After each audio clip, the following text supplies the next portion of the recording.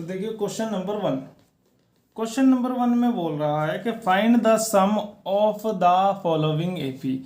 हमें ये जो नीचे गिवन एपी है उसका क्या निकालना है, सम निकालना है। ठीक है, चार पार्ट्स हैं इस सम के। क्वेश्चन नंबर वन के कितने हैं, चार पार्ट हैं। इसमें हम क्या देख रहे हैं, फर्स्ट पार्ट देख रहे हैं। तो देखो भाई सॉल्यूशन क्या है, उसने बोला है कि भाई हमारे पास एक एपी है 2, 7, 12 और कहाँ तक 10 टर्म्स तक इसका क्या निकालना है, हमने एपी निकालना है। तो लीजिए सबसे पहली टर्म कितनी हो गई, पहली टर्म तो कितनी हो गई, ए हो गई।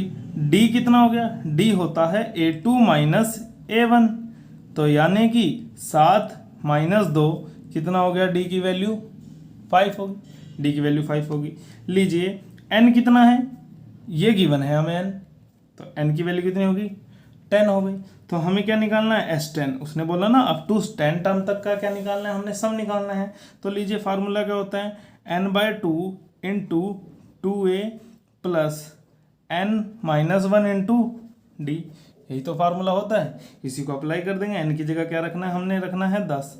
तो ये लो 2a की वैल्यू कितनी है 2 प्लस 10 माइनस n की जगह क्या रख दिया 10, उसकी वैल्यू डी की वैल्यू कितनी थी 5।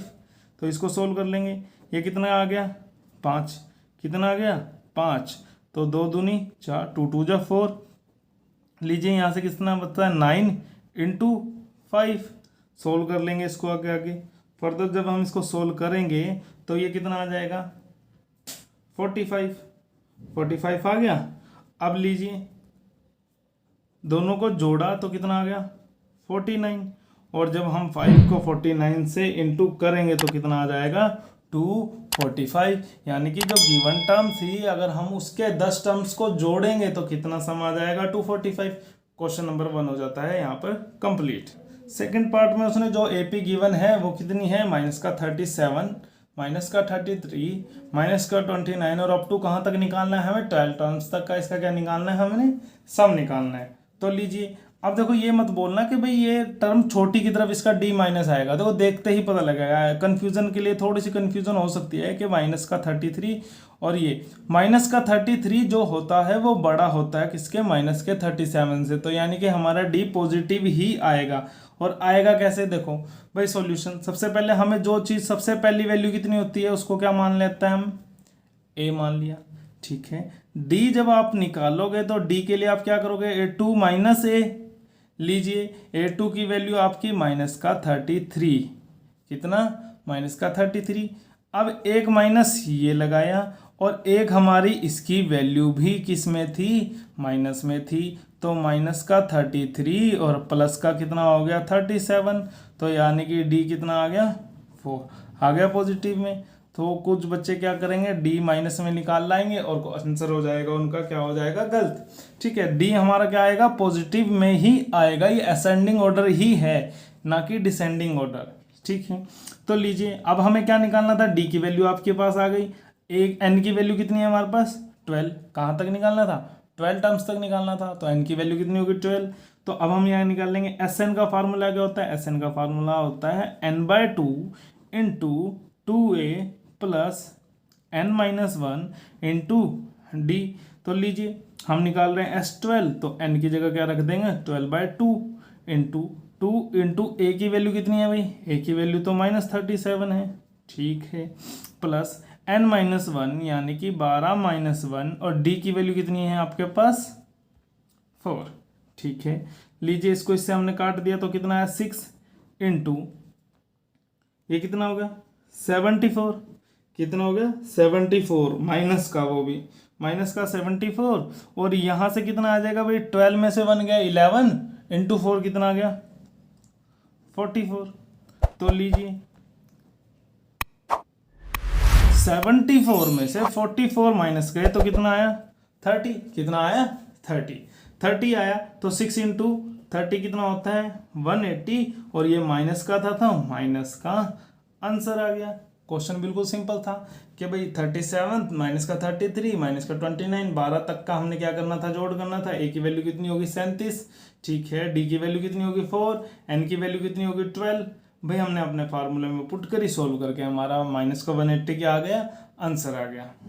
थर्ड पार्ट में क्या बोल रहा है भाई, गिवन एपी जो है वो आपकी कितने 0.6, 1.7, 2.8 अप टू 100 टर्म्स तक का हमें इसका क्या निकालना है, एपी निकालना है। कहाँ तक, 100 टर्म्स तक का। तो लीजिए क्वेश्चन बिल्कुल सेम करेंगे पिछले वाले क्वेश्चंस की तरह भाई। सबसे पहले किसकी वैल्यू रख लेते हैं हम अपने, ए की वैल्यू कितनी होगी 0.6, ए की वैल्यू 0.6 हो गई। ठीक है, डी की वैल्यू निकाल लेंगे हम, क्या होती है A2 माइनस ए, और A2 की वैल्यू आपकी कितनी है 1.7 माइनस 0.6, सोल्व करेंगे कितना आ जाएगा 1.1। तो आपके डी की वैल्यू कितनी आ गई 1.1। डी की वैल्यू हमने इसमें सेव कर ली। लीजिए अब डी की वैल्यू सेव कर ली, तो एन की वैल्यू कितनी है, एन की वैल्यू भी गिवन है कितनी 100। तो लीजिए एन की वैल्यू हो गई 100। एस एन का फार्मूला हम लिखेंगे, जब तक फार्मूला याद नहीं होता बच्चों हम हर बार फार्मूला लिख कर देखेंगे, n/2 into 2a plus n-1 into D. लीजिए अब n की जगह कितना रखना है 100, तो 100/2 इंटू 2 इंटू ए की वैल्यू कितनी है 0.6 प्लस 100 माइनस 1 इंटू डी की वैल्यू कितनी आई है हमारे पास 1.1। तो लीजिए ये काट कर कितना आया 50 आया। जब आप इस 2 को इस 0.6 से गुना करोगे तो कितना आ जाएगा 1.2 आ जाएगा, प्लस 99, 100 में से बन गए 99 इंटू 1.1। तो इसको सोल्व करेंगे, ये कितना आ गया 50 इंटू 1.2। तो एज इट इज जब आप इसको इससे गुना करोगे तो ये कितना आएगा 108.9। कैलकुलेशन तेज रखनी होगी बच्चों, तभी आपके क्वेश्चन ज़्यादा से ज़्यादा एक्यूरेट और ज़्यादा से ज़्यादा अटैम्प्ट आपका क्वेश्चन पेपर हो पाएगा एग्जाम में। तो 50 इंटू, अब हम इन दोनों को क्या करेंगे जोड़ लेंगे। जब हम इन दोनों को जोड़ लेंगे तो आंसर हमारा कितना आ जाएगा 1110.1। कितना आ जाएगा 1110.110.1। ठीक है, 50 इंटू 110.1 जब आप करोगे तो आंसर आपका क्या होगा 5505, जो कि हमारा रिक्वायर्ड क्या होगा आंसर होगा। तो यानी कि इस एपी का अगर हम 100 टर्म्स तक क्या करेंगे जोड़ करेंगे तो एसएन की वैल्यू कितनी आ जाएगी 5505। क्वेश्चन फर्स्ट का थर्ड पार्ट कंप्लीट हो जाता है। अब देखते हैं फोर्थ पार्ट। फोर्थ पार्ट देखिए, अब एपी थोड़ी सी आपको अलग सी दी हुई है कि 1/15, 1/12, 1/10 अप टू 11 टर्म्स तक का हमने क्या निकालना है ऐसे निकालना है। क्वेश्चन दिखने में थोड़ा सा अलग है, बाकी पूरा वे उसी की तरह है। ए की वैल्यू आपकी कितनी आई 1/15। ठीक है, इतनी चीज समझ आ गई। डी की वैल्यू आपकी कितनी होगी, डी की वैल्यू होगी A2 माइनस ए। तो डी की वैल्यू हो गई कि 1/12 माइनस 1/15। अब बहुत से बच्चों को ये करने में भी दिक्कत होगी, तो देखो मैं आपको करना बताता हूँ। 12 और 15 का एलसीएम कितना होगा 60। एलसीएम निकालना तो आता होगा, मैं एलसीएम निकालना नहीं आपको सिखाऊंगा। 12 और 15 का एलसीएम कितना होता है 60। 12 के टेबल में ये 60 कितने पर आता है 5 पर, 12 5 जा 60। इसको इसके ऊपर वाले से क्या कर देंगे इनटू, यहां से क्या करके देखना था डिवाइड, और जो आया इसको इसके ऊपर वाले से कर देंगे इनटू, तो 5 बन जा 5।